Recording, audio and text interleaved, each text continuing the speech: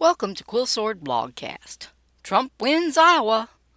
Golly, what a non-surprise. Seriously, what idiot thought there was the slightest chance of a close second, let alone an upset? So far, Ramaswamy has dropped out of the race, putting his support behind Trump. Haley has dropped out of the debates, having come in third behind DeSantis, but remains in the race going into New Hampshire. DeSantis has accepted the CNN debate invitation. So who's left in the race besides Trump, DeSantis, and Haley? Near as I can tell, no one. All the minor candidates have left the building, so while there might be a straggler below the 2% level, there's no one who would be eligible to be on the debate stage. DeSantis is gonna do great, all by himself. Ramaswamy's departure is not unexpected. He's running for 2028 in the time-honored manner of running for name recognition in unlikely to win years. Ramaswamy has what he came for, and the best thing for him to do to capitalize on it now is for him to go to bat for Trump as hard as he can. Exactly what DeSantis should have done months ago. Oh well. Haley appears to be running for the supporters of the 2028 at this point. Now, she needed to beat DeSantis for a distant second to prove her electability. I seriously want words with the imbecile that is advising her. Fighting for second place, and a distant second at that, only proves that your campaign manager is an idiot, not that you're a contender. Haley is best advised to bow out gracefully and support Trump as nominee. Ditto DeSantis. No one remembers the runner-up to Secretariat in the 1973 Kentucky Derby. No one will care about the runner-up to a Trump landslide. But DeSantis has evidently hired the Hillary Clinton 2016 campaign staff and will keep running despite the race having been over 10 minutes ago. It would be different if either DeSantis or Haley had been within 5 points of Trump. Together, they barely got within 10. That's not a position you can win from, but we're going straight on into the slaughter in New Hampshire next week. Did anyone tell these guys that there's no prize for second place? Secretariat's runners-up at least got prize money. Heck, they probably even got decent stud fees since no one faults you for losing to Secretariat. Unless you're stupid enough to keep trying when you're going to end up in the glue factory for your trouble.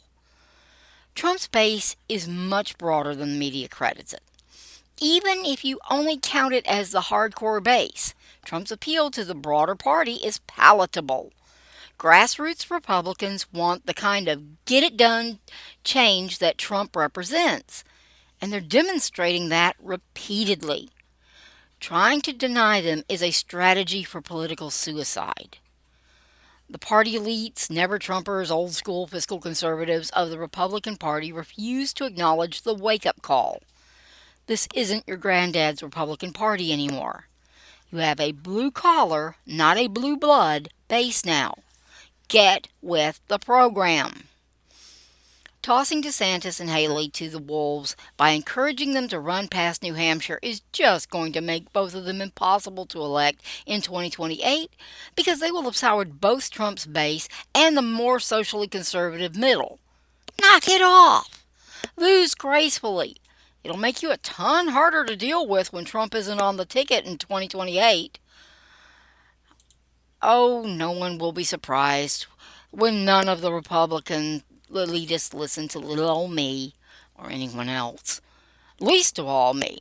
I like telling the opposition how to win because it makes it a fairer fight, and it's hilarious when they don't listen and end up having to admit that they should have.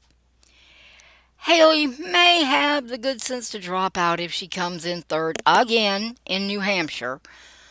DeSantis will probably hang in because the wishy-washy supporters will be running back. Or the two of them may continue to fight for the title of second-place loser until the summer. Most likely one will drop out after New Hampshire and the other by mid-March. But unless the miracle occurs and either DeSantis or Haley win New Hampshire, the GOP primaries are over except for the formalities as of January 23, 2024. No one will care about the DeSantis-Haley race. No one will notice which one of them actually becomes the second place winner. And if they don't both smarten up, no one will support either of them in 2028. Trump is back big time. The race is now really between him and presumably Biden. Republican Trump detractors will quickly find themselves lumped with Biden's supporters. Party loyalists don't like traitors, in case anybody was wondering. It's past time for the Republican leadership to put on their big boy pants and start supporting their party's choice for president. The party they save will be their own.